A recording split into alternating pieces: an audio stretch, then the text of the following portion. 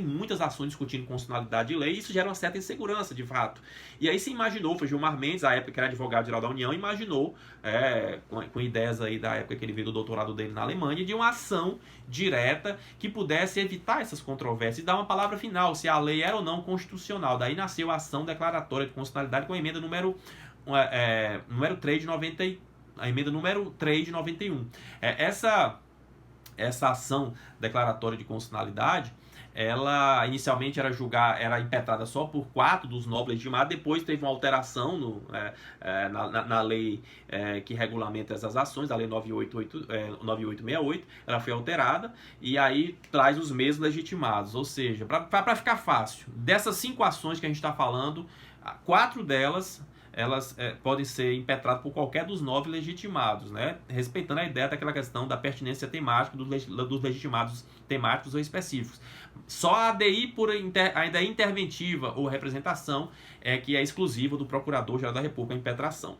Então, a ação declaratória de constitucionalidade, o que ela busca, no fim das contas? Evitar o conflito, a controvérsia, ou seja, o legislativo ele quer que o Supremo Tribunal Federal dê de uma vez por todas aquela lei inconstitucional, acabando assim com uma série de discussões e controles difusos, por exemplo, em face daquela lei. Ou seja, ele pode pedir liminarmente, né, que o Supremo suspenda todos os processos envolvendo essa lei até a decisão final de mérito. E aí, se o Supremo decidir, deferindo a ação, a lei é constitucional e ponto final, e é vinculante, erga omnes, tudo igual à ADI, ou seja, vincula todo mundo e os processos todos são extintos.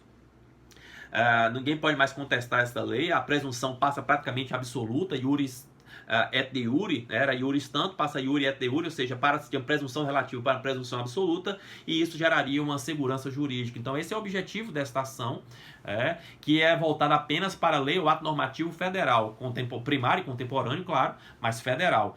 E a ADI, o senhor não falou de quem é o objeto da ADI. Lei ou ato normativo federal ou estadual, tá? Contemporâneo e primário, claro, mas aí municipal não entra, e distrital depende. As leis distritais, lá votadas no Distrito Federal pela Câmara Legislativa, podem trazer matéria municipal ou estadual. E aí, para chegar no Supremo ADI em face de uma lei distrital, é a primeira fase do recebimento, né? E qualquer tribunal é assim. Quem está entrando pode. Essa norma é objeto desse controle. É uma lei distrital. Lei distrital, qual é o conteúdo dela? Trata de IPTU e tal. Não, aqui a gente não recebe, porque IPTU é uma matéria municipal. Não, é uma lei distrital que trata de PVA. É um tributo estadual, então é matéria estadual, então a gente pode julgar. Ou seja, a lei distrital pode ser objeto de ADI desde que ela tenha uma matéria estadual, tá? Bom, e por último, a arguição de descumprimento de preceito fundamental, a DPF. Essa ação, ela tem esse nome estranho, né? Uma arguição, foi a última regulamentada, né, no Brasil. Tem previsão no artigo 102, parágrafo 1º da nossa Constituição e na Lei 9882 de 99. Ela é uma ação que protege o núcleo duro da Constituição. As cláusulas pétreas, né, os direitos e garantias fundamentais, os princípios fundamentais, ou seja, aqueles temas que são realmente fundamentais. São os chamados preceitos. Professor, essa lei diz o que é preceito fundamental? Exemplifica? Não. Quem é que diz? O STF.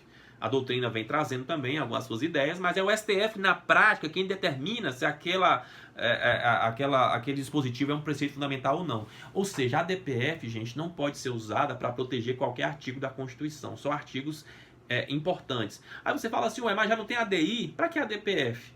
Bom, a DPF ela vai servir para analisar qualquer lei, até municipal, até secundária, até anterior à Constituição. Acreditam nisso? Ou seja, existe uma ação que foi pensada para blindar a Constituição de todo jeito. Professor, mas uma lei anterior à Constituição ela não foi revogada se ela for contrária à nova? Mas às vezes não há uma definição sobre isso. A revogação durante uma nova Constituição das leis anteriores, não é um ato oficial que vai nominar todas as leis que foram revogadas, todas foram recepcionadas, isso é muita interpretação.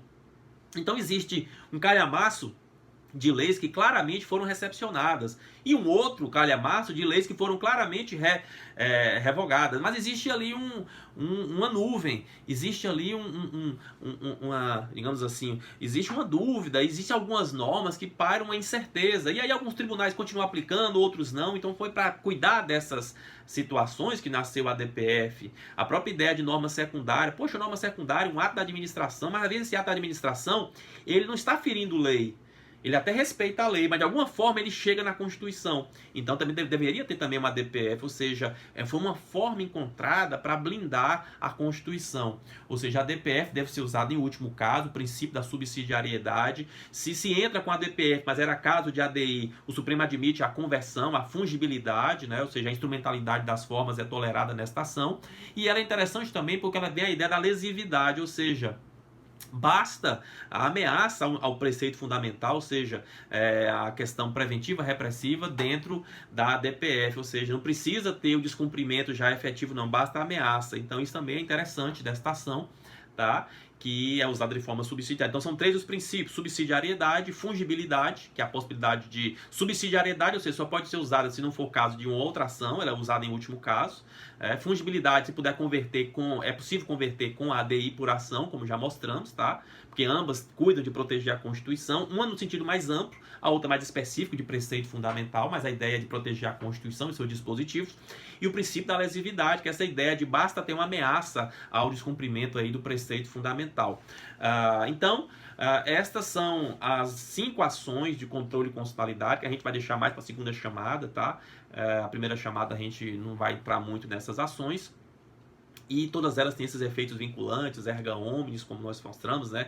Retroativos ao ex tunc, podendo ser flexibilizada. A modulação dos efeitos é uma possibilidade permitida na Constituição e também na Lei 9868 de 99, que é que o Supremo Tribunal Federal, por maioria de 2/3, no caso 8 dos 11 ministros, podem flexibilizar esses efeitos, tornando eles não retroativos, ou ex nunc, ou até pro futuro, ou prospectivos, tá? Então, vou dar aqui 2 exemplos que foram dados em sala de aula para vocês perceberem como isso é importante. Há um tempo, desde 1996, existe uma emenda, foi criada uma emenda constitucional número 15. Essa emenda constitucional trouxe novos requisitos para se criar município no Brasil. Antigamente bastava um plebiscito, uma lei estadual e estava lá, município com às vezes 900 pessoas, quer dizer, uma afronta à Constituição, à proporcionalidade, muitas vezes interesses políticos aí escusos por trás dessas aprovações. Então foi criada uma emenda para moralizar um pouco isso e tornar um pouco mais rígido, ou seja, além da plebiscito das populações interessadas e essa lei estadual, são precisos também estudos de viabilidade municipal e uma lei complementar federal trazendo os períodos de criação municipal em que essa lei estadual vai se basear. Ou seja, não se pode criar, por exemplo, um município no ano de uma eleição, tem que ter toda uma organização desses períodos. Só que essa lei complementar, gente, não foi criada até hoje. Essa previsão está no artigo 18, parágrafo 4º. E mesmo assim, mais de 50 municípios foram criados no Brasil. Ou seja, cumprindo o artigo 18. Após isso, foi antes não, antes passou. Né? Não tinha essa previsão antes de 96, mas passou. 95. Então, o que acontece? O Supremo Tribunal Federal, 10 anos depois, em 2006, julgou essas ações de inconstitucionalidade envolvendo todas essas leis estaduais aí que criaram esses municípios ao arrepio do artigo 18, parágrafo 4º, os chamados municípios putativos ou falsos, né, e declarou todas essas leis inconstitucionais. E aí, se é inconstitucional, é a nulidade que tem que retroagir até o nascimento da lei, no caso lá nos anos 90. O Supremo teria que anular tudo, inclusive as eleições que teve nesses municípios, os contratos, as votações dentro de Câmara Municipal, os concursos que foram feitos. Aí você imagina aí quantas pessoas de boa fé se prejudicariam nessa situação, quantas pessoas que foram morar nessa cidade, nova cidade, município. Quer dizer, como é que faz para retroagir? Aí a possibilidade de modulação que foi feita, neste caso aí, flexibilizando os efeitos da decisão que passaram a ser dali em diante. Ou seja, esses municípios foram perdoados, um deles é o município Luiz Eduardo Magalhães, na Bahia, eles foram perdoados e a decisão começou a valer dali para frente. Ou seja, todos os processos de emancipação municipal no Brasil estão paralisados até a ulterior criação dessa lei complementar federal pelo Congresso Nacional.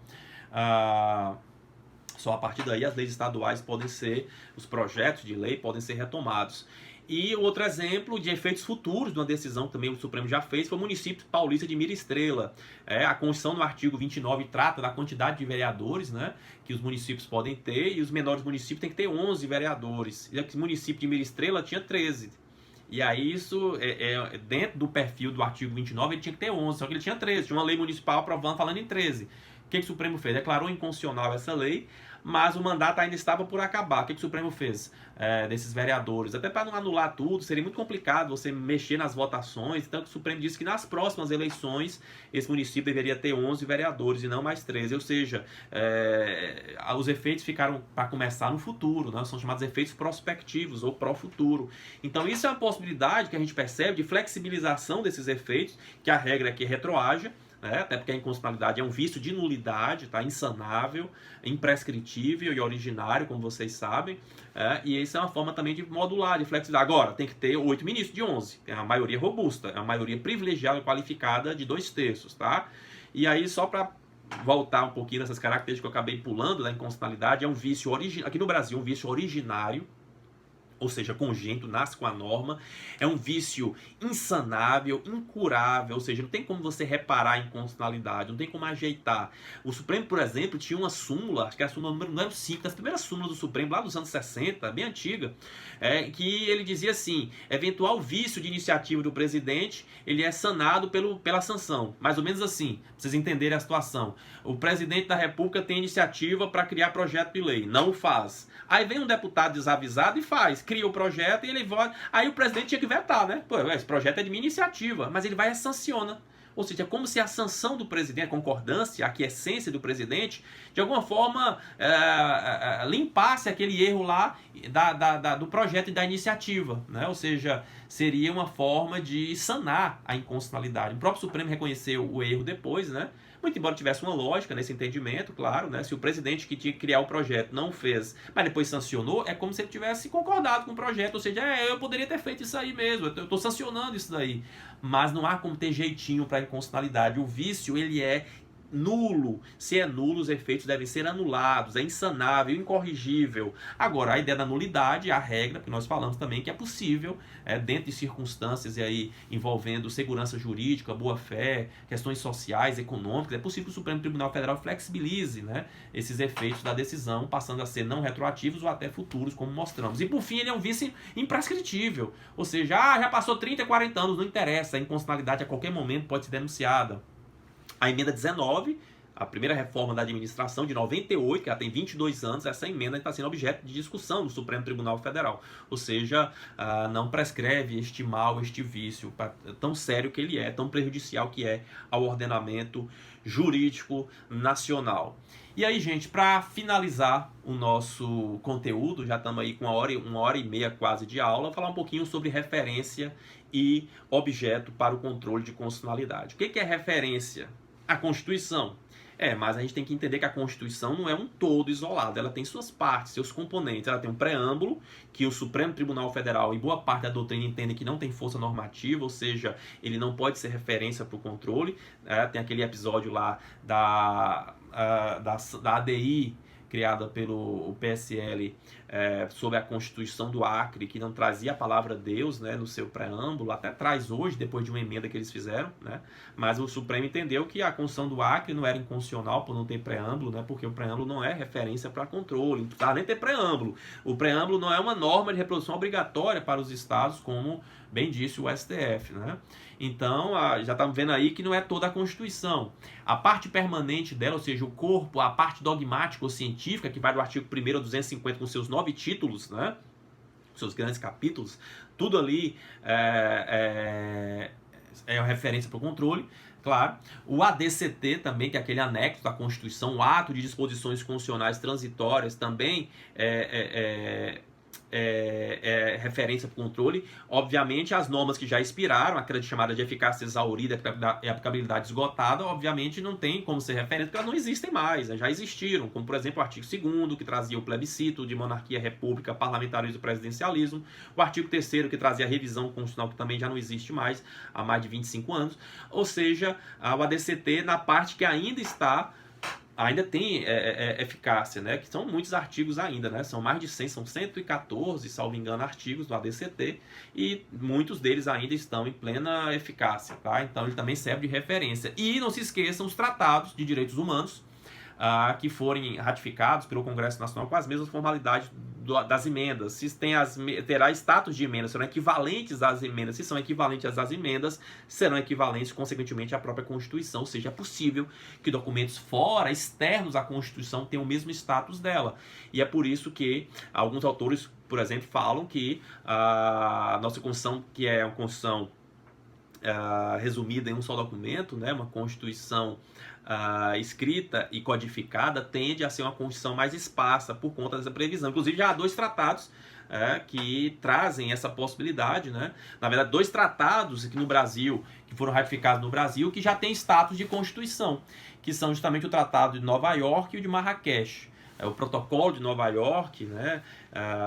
O Protocolo Facultativo de Nova York e o Tratado de Marrakech são 2 tratados de direitos humanos sobre direitos de deficientes físicos, deficientes audiovisuais, que o Congresso Nacional, na votação da ratificação que foi feita, entendeu que deveria dar a ele um peso constitucional. Ou seja, se alguma lei no Brasil contrariar qualquer dispositivo de qualquer desses 2 tratados, essa lei deve ser declarada inconstitucional.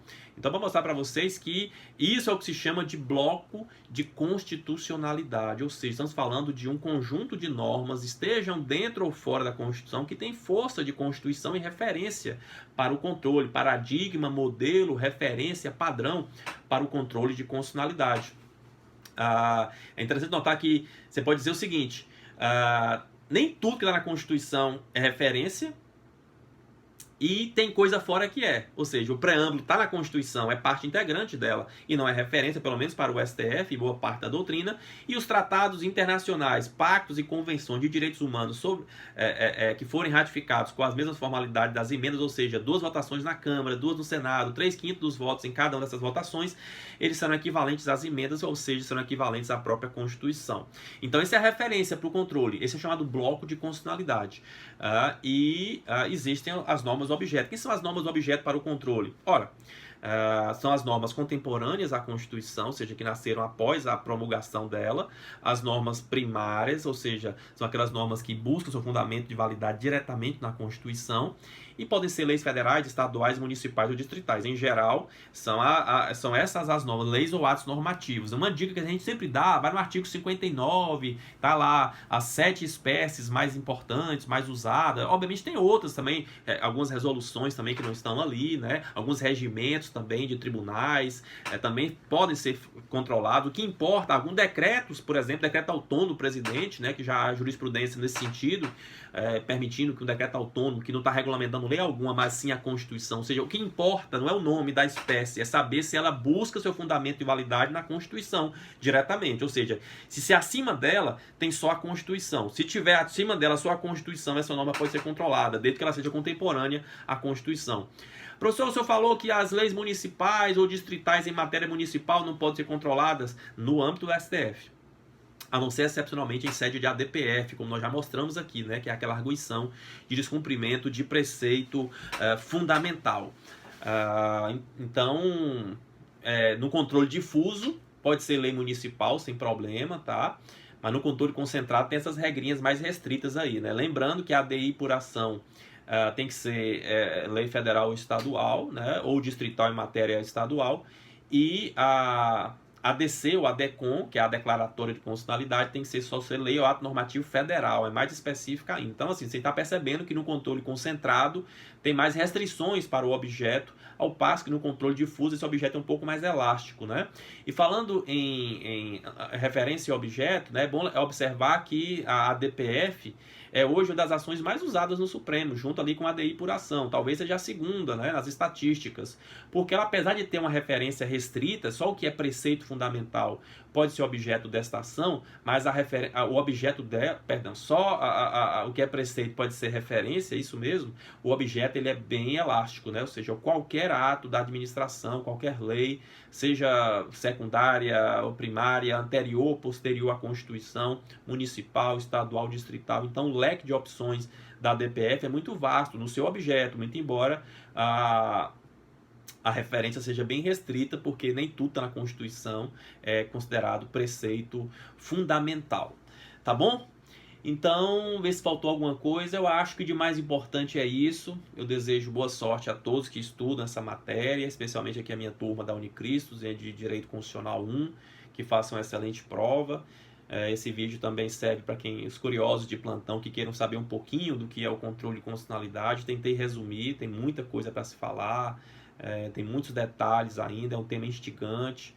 A gente não falou aqui de interpretação conforme, declaração de inconstitucionalidade com ou sem redução de texto, são temas assim um pouco mais avançados.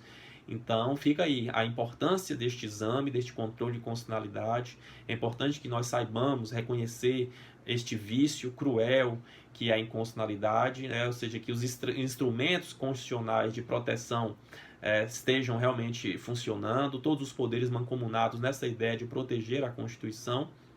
Então aqui a gente vai encerrando, agradecendo aí a audiência, a paciência de todos, pedindo desculpa pelo tamanho do vídeo, mas espero que tenham entendido bem o recado. Então vamos estudar controle e constitucionalidade, vamos ler Luiz Roberto Barroso, vamos ler Gilmar Mendes, vamos ler os autores que se debruçam sobre esse tema tão fascinante que é a proteção da Constituição. Tá bom, meus amigos? Obrigado a todos, fiquem com Deus e até a próxima.